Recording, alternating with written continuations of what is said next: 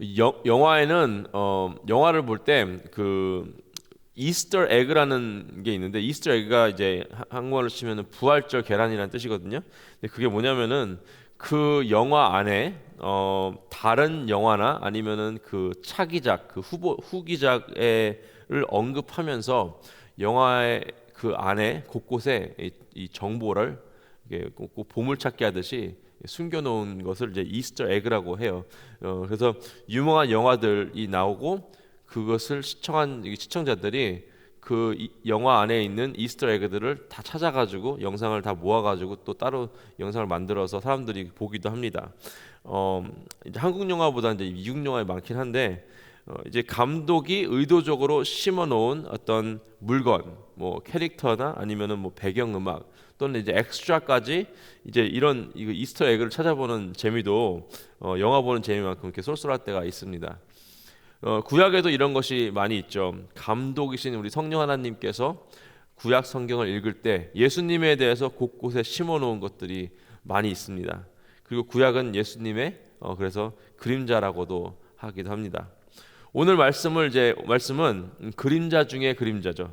예수 그리스도의 구세주이심을 가장 또렷이 보여주는 말씀이기도 합니다. 16장 전체의 내용은요, Day of Atonement, 속죄일에 대한 내용이죠. 히브리어로는 여러분이 잘 아시지, 욤키퍼입니다. 욤키퍼. 예, 욤은 이제 날이라는 뜻이고요, day. 그 키퍼는 이제 covering, 덮다라는 뜻입니다. 그러니까 죄를 덮는 날이라는 뜻이 됩니다. 오늘 말씀의 시작은 이제 약간 그 시간 이전으로 돌려서 레위기 10장에 나온 사건을 이후로 바로 연결돼서 나오는 말씀인데요. 아론의 두 아들들이 여호와께서 명령하시지 않은 다른 불을 담아 분향을 했다가 이게 하나님께서 요구하시는 이 규례가 워낙 복잡하기 때문에 이 맨정신으로 해도 잘 못할 수도 있는데, 이제 술에 잔뜩 취해가지고 또 대충 했다가 하나님께 심판을 받아 죽은 사건이 나오죠. 이 일이 있은 후에 하나님께서 모세를 불러서 말씀을 하십니다. 2절 보시면은 여호와께서 모세에게 이르시되 내 형 아론에게 이르라. 성소 휘장 안 법궤 위 속죄소 앞에 아무 때나 들어오지 말라. 그리하여 죽지 않도록 하라. 이는 내가 구름 가운데서 속죄소 위에 나타남이니라. 하나님께서 제사장들이 죽는 걸 원치 않으셨죠. 당연히 제사장이 있어야 제사를 드릴 수가 있는데 막 자꾸 죽어 나가면은 일단 이제 사람도 없고 아무도 제사장이 되려고 하지도 않을 것입니다. 여기서 이제 아무 때나 들어오지 마라라는 첫 번째는 이제 정해진 시간에만 들어와라 이것이죠. 그리고 두 번째는 하나님과의 만남을 가볍게 경시 여기지 말라라는 뜻도 있습니다. 아무 때나 그냥 옆집 아저씨 만나듯이 막 문 두드리면서 계세요? 이러면서 휙 들어오는 그런 곳이 아니라는 것입니다. 매일 제사를 드리고 속죄제를 드리고 수천 수만 마리의 동물을 제사로 드려도 이 인간의 죄는 끝이 없습니다. 이스라엘 민족도 잘 알고 있었어요. 어떤 한 사람이 하나님 앞에 죄를 지어서 정말 참여하는 마음으로 하나님께 제사를 드렸습니다. 용서함을 받고 집을 가고 있는데 또 죄를 진 거예요. 그래서 다시 한번 나아가서 제사를 드렸습니다. 그리고 이제는 내가 하나님 앞에 죄를 짓지 말아야지. 집에 갔어요. 잘 버텼는데 다음날 또 아내랑 싸웠어요. 이런 식으로 그래서 또 하나님께 죄를 지었으니까 나가서 또 제사를 짓습니다. 아무리 버티고 눈 가리고 귀 가리고 다녀도 일주일을 못 가요. 이 죄 짓는 것이. 이렇게 해서 벌써 1년에 수백 번의 제사가 드려졌지만 그 자신도 알아요. 부족하구나. 내가 너무나 죄를 많이 지었구나. 이 동물 다 죽여서 아무 소용없구나라는 그 마음이 있었을 것입니다. 이 모든 세세한 죄까지 기억하지 못하는 모르게 지은 죄까지 다 용서받지 못하면은 하나님 앞에 설 수 없으니까 이것을 1년에 한 번씩 이스라엘 백성의 죄를 한꺼번에 덮고 이제 리셋을 하는 그 날이 바로 이 속죄일 욤키퍼 Day of Atonement입니다. 3절 보시면은 아론이 성소에 들어오려면 수송아지를 속죄물로 삼고 숫양을 번제물로 삼고, 일단 그 해에 대제사장이 자신을 위해서 그리고 자신의 가족, 그러니까 제사장의 임무를 수행했던 그 아론의 자손들이죠. 그 자들을 위해서 수송아지로 속죄물을 하고 숫양으로 번제물을 삼아야 합니다. 이제 아무리 대제사장이라 할지라도, 아무리 늘 하나님 앞에 서 있는 제사장이라 할지라도 어쨌든 불안정한 인간입니다. 그래서 그 사람의 죄도 해결을 해야 이 속죄를 시작할 수가 있습니다. 그냥 들어가면은 그 사람도 죄로 인해 죽게 되죠. 아무리 하나님께서 이 너희들의 죄를 한 번에 리셋하시겠다라고 정한 그 Day of Atonement라 하더라도 이 죄인인 인간이 속죄를 하지 않으면은 절대로 하나님 앞에 설 수 없습니다. 히브리서 9장 7절에 이렇게 나와 있습니다. 오직 둘째 장막은 대제사장이 홀로 1년에 한 번 들어가되 자기와 백성의 허물을 위하여 드리는 피 없이는 아니하나니. 예수님께서 우리의 허물을 위해서 보혈을 흘리셨기 때문에 이전에는 그 피를, 동물의 피를 흘려서 들어갈 수 있었지만 이제는 우리는 언제나 담대히 그 주님의 은혜의 보좌에 나아갈 수 있었습니다. 그 지성소 안에, 그러니까 그 장막이 두 개로 나눠져 있었는데 안쪽에는 좀 작은 공간, 바깥쪽에는, 그러니까 첫 번째 들어가서 있는 공간은 조금 넓은 공간이었는데 그 넓은 공간이 이제 홀리라고 불러요. 거룩한 곳입니다. 그리고 그 장막을 또 들어가서 안에 가면 그게 Holy of Holies, 제일 거룩한 곳, 지성소라고 하죠. 가장 거룩한 곳입니다. 그 안에 이제 mercy seat이라는 게 있는데 그게 이제 속죄소라고 번역이 되어 있고요. 속죄의 보좌 이렇게 뭐 의역하면 이렇게 되어 있습니다.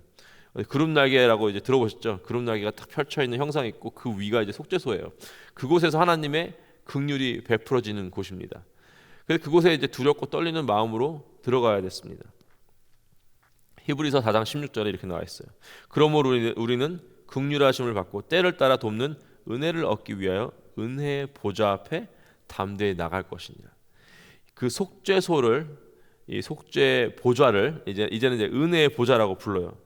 그곳에 돕는 은혜를 얻기 위하여 담대히 나아갈 것이라. 예전에는 죽을지도 모르니까 머리를 조아리면서 두근두근하면서 내가 갔다가 뭐 실수하지 않았나 뭐 이렇게 하면서 나가지만 지금은 그 속죄 보좌가 이제는 은혜의 보좌가 되었습니다.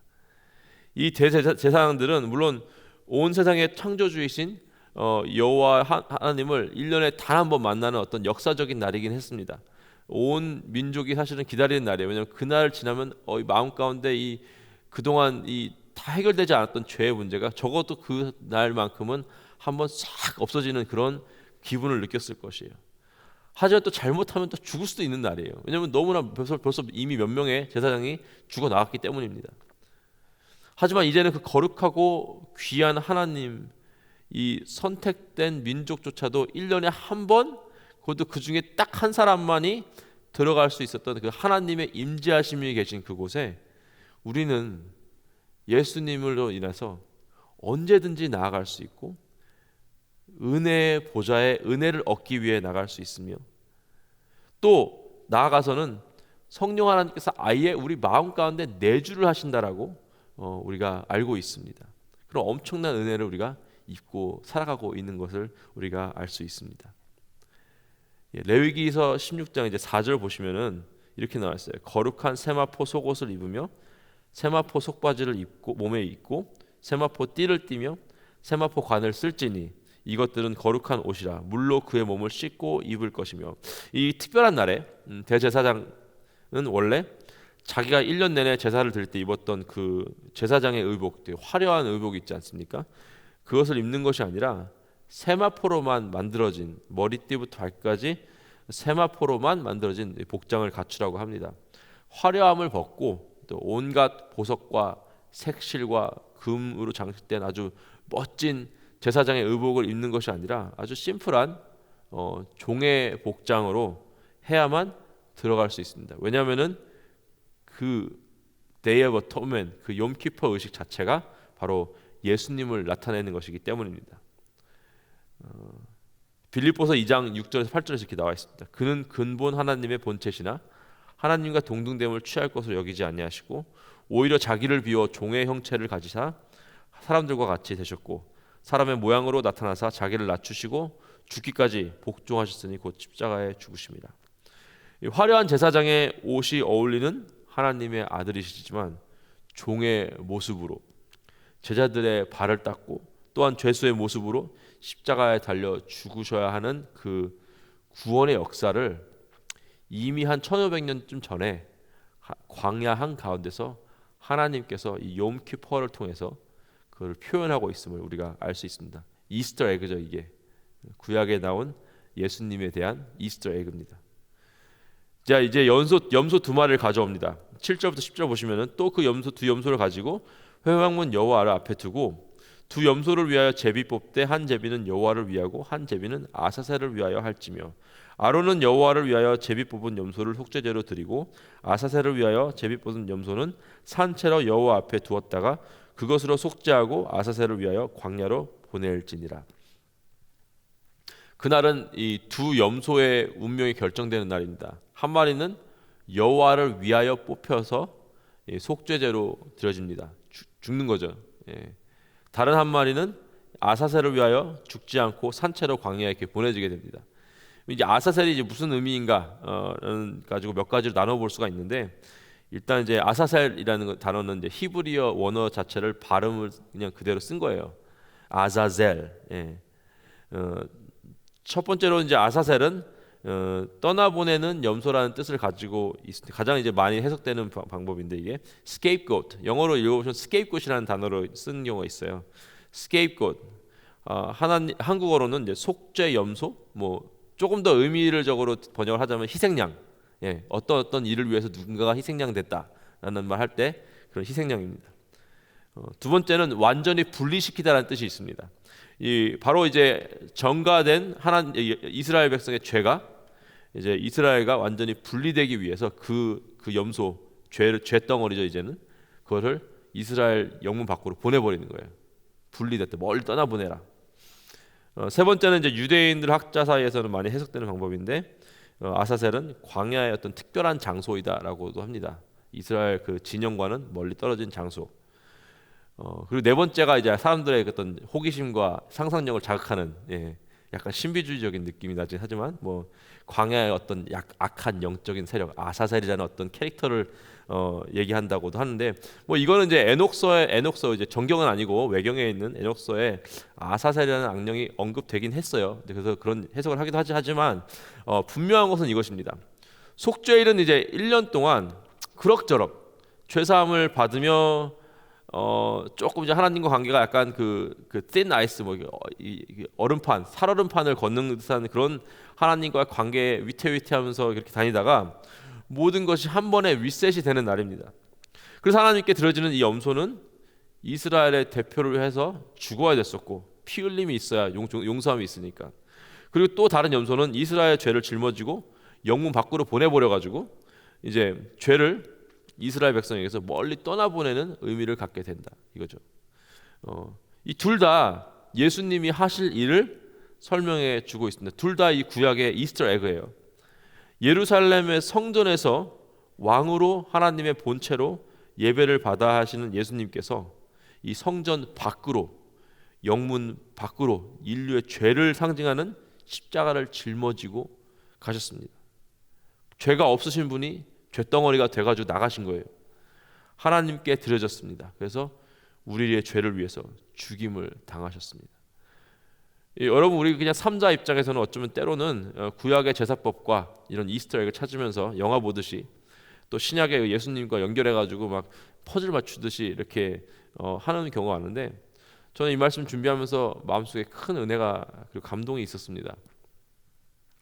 이스라엘에게는 그냥 규례로 알려주셨지만 그 요소 하나하나가 다 예수 그리스도께서 받으셔야만 하는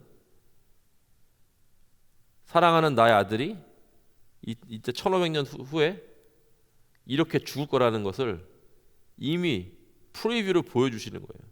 그 하나하나가 예수님께서 당하시고 겪으셔야 할 그 고통과 순환의 그 죽음의 표현이 담겨 있다는 것입니다. 화려한 제사장의 옷을 입으셔야 되는데 종의 옷을 입고 종과 또 죄수의 모습으로 오신 예수 그리스도. 숫송아지와 염소가 이 피를 흘리고 죽고 살이 찢기고 불에 다 없어지고, 다른 한 염소는 막 죄의 저주를 다 쏟아 부어가지고 거기다가 영문 밖으로 그냥 아무도 없는 광야에 보내버리고, 그 모습이 바로 우리를 너무나 사랑하셔서 자기의 몸이 찢김을 맞고 온몸에 피를 흘리시고 영문 밖에서 비참한 죽음을 당하신 예수 그리스도의 모습인 것을 우리가 믿어야 됩니다. 그것을 통해서 이스라엘 백성들은 그냥 시키니까 했지만, 이제는 우리가 그 모습을 보면서 하나님의 음성을 들어야 돼요. 내가 너희를 이렇게 사랑한다. 내가 너희를 이렇게 구원했다. 내가 너희들은 이만큼 값을 치르고 산 나의 소유이며 나의 백성이기는 나의 사랑하는 자녀들이다 라는 주님의 음성을 이 욤키퍼를 통해서, 속죄일의 말씀을 통해서 우리가 듣는 그런 축복이 있기를 주님의 이름으로 기도합니다. 이런 주님을 우리가 어떻게 사랑하지 않을 수 있겠습니까?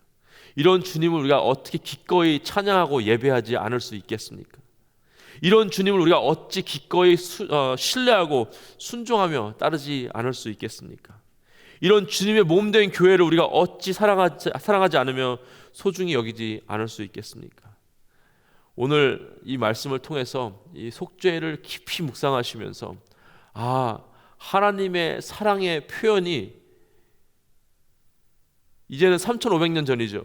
3,500년 전에 그 광야에서부터 하나님께서 아예 그냥 직접적으로 보여주셨고, physically 보여주셨구나 라는 것을 깨달으시면서, 하나님께서 이런 값을 치르고 나 한 사람을 위해서, 나를 위해서 피를 흘리시고 몸이 찢기셨구나 라는 깊은 묵상과 감사와 감동과 또 하나님을 또 그런 사랑하는 사랑과 신뢰가 넘치기를 오늘 주님의 이름으로 축복하고 기도합니다. 함께 기도하시겠습니다. 하나님 감사합니다. 이 속죄일을 통해서 예수님의 모습을 발견합니다. 그 예수님의 모습을 발견하지만 그 모습이 아름다운 그런 모습이 아니라 세마포를 입은 종의 모습이며, 몸이 찢겨 죽어있는 염소와 숫송아지의 모습이며, 그 죄 덩어리가 돼서 죄의 저주가 되어서 영문 밖으로 쫓겨나는 그 스케이프고트의 모습인 것을 우리가 보게 됩니다. 그렇게 우리를 사랑하신 주님을 찬양합니다. 그렇게 우리를 구원하신 주님을 찬양합니다. 우리 삶이 쉽게 얻어진 것이 아님을 이 시간 고백합니다. 우리의 구원이 우리에겐 거저 주어졌지만 하나님께서는 이미 그렇게 자기 아들을 죽이실 것을 아시고, 그렇게 자기 아들이 그렇게 죽을 것을 아시며 준비하셨다는 사실을 우리가 깨닫게 하여 주시옵소서. 절대 경히 여기지 않게 하시고, 거룩하신 주님 앞에 나가는 것이 절대 쉬운 일이 아니었다는 사실을 우리가 깨닫게 하여 주시옵소서. 그 지성소로 들어가는 그 길이 하나님께서는 험난한 길이셨지만 또 우리는 또 은혜를 얻어 아무 때나 들어갈 수 있다는 사실을 또 감사하게 하여 주시옵소서. 감사하며 우리 주 예수 그리스도의 이름으로 기도했습니다. 아멘.